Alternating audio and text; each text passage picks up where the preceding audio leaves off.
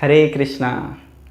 गीता के 16वें अध्याय में भगवान श्री कृष्ण कहते हैं, चिंता अपरिमेयांश प्रलयांतामुपाश्रिता कामोपभोग परमा एतावद निश्चिता।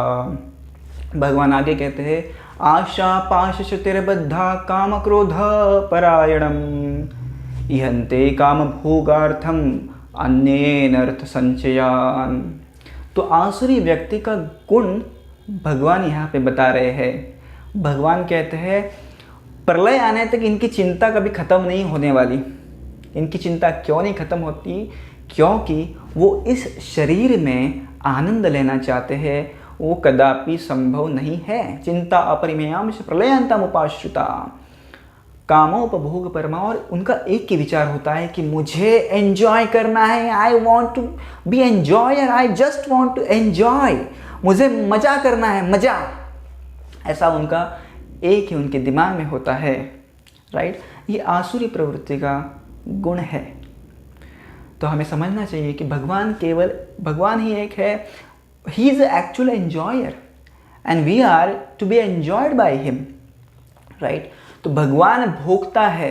ये भावना जब हमारे मन में विकसित होगी, हमारी चेतना में विकसित होगी, तो ही हम खुश रह पाएंगे। चिंता अपरिमेयांश प्रलयांतामुपाश्रिता कामोपभोग परमा एतावद निश्चिता। आशा पाश शतिर्बद्धा।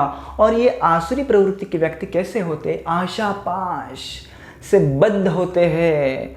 इतनी सारी चिंताएं, इतनी इच्छाओं इच्छाओं से वो बद्ध होते हैं, कुछ कर ही नहीं पाते। आशा पाश शतिर्बद्धा यंति काम भोगार्थम अन्येन अर्थ संचयान। और भोग करने के लिए वो अनेकों विध रास्तों से धन संचय करते हैं। कभी अन्यायपूर्वक धन संचय करते हैं, कभी चोरी से धन संचय करते हैं। क्यों?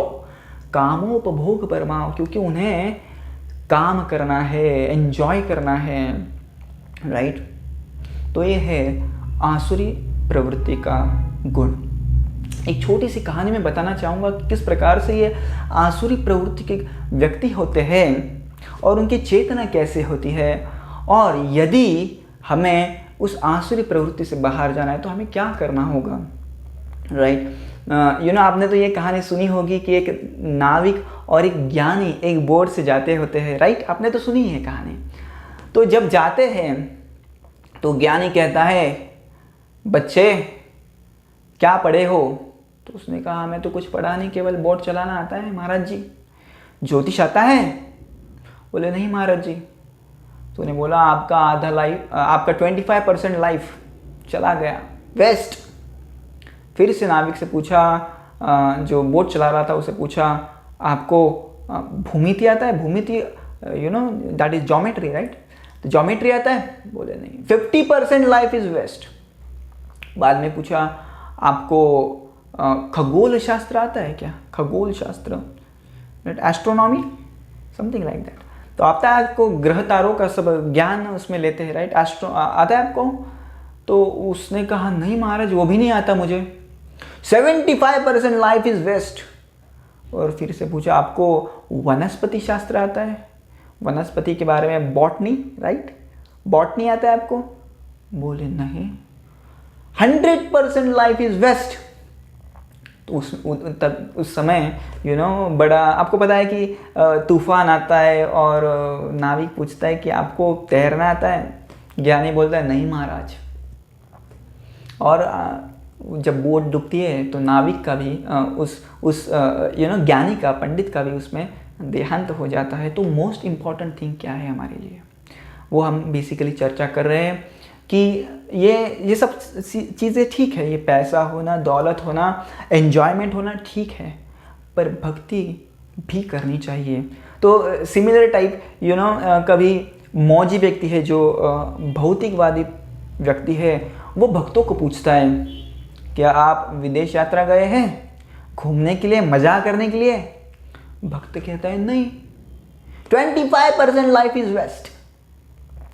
फिर से मौजी आदमी यानी भौतिकवादी आदमी पूछता है, आपने कभी दारू और नॉनवेज खाया है? मस्त मजा किया है आपने, मजा?